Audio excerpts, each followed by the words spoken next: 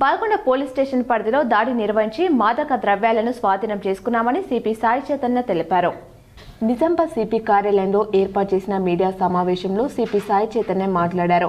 Balkonda police station పరిధిలో విశ్వసనీయ సమాచారం మేరకు దాడి చేయగా 1.2 కిలోల గంజాయి, 6 స్మార్ట్ మొబైల్ ఫోన్లు, ఒక మోటార్ సైకిల్, గంజాయి ప్యాకింగ్ ఉపయోగించే జిప్లాక్ కవర్లు స్వాధీనం చేసుకున్నామన్నారు.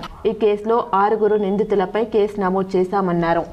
6 అక్యూజ్ని పట్టుకోవడం జరిగింది. వీళ్ళ దగ్గర 1.2 kgs ఆఫ్ గాంజాని జప్తు చేయడం జరిగింది. అది కాకుండా ఇంకొంతమంది అక్యూజ్లు అబ్స్కాండింగ్లో ఉన్నారు.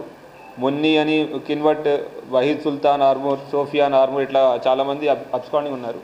విషయం ఏమిటంటే ఇవాళ ఈ మాదక ద్రవ్యాలు అమ్ముతున్నారనే ఒక ఇన్ఫర్మేషన్ రావడంతో బాల్కొండ పోలీసులు ప్రభుత్వ జూనియర్ కళాశాల ప్రాంగణంలో ఇటు అమ్ముతున్నారని తెలిస్తే అక్కడికి వెళ్ళి రైడ్ చేయడం జరిగింది. అక్కడ అంజద్ అనే అతనితో పాటు నయీం, అదనాన్, మనోజ్, గోవింద్ మరియు ఒక జూనియర్ అంటే బాల నేరస్తుడు కూడా ఉండడం జరిగింది.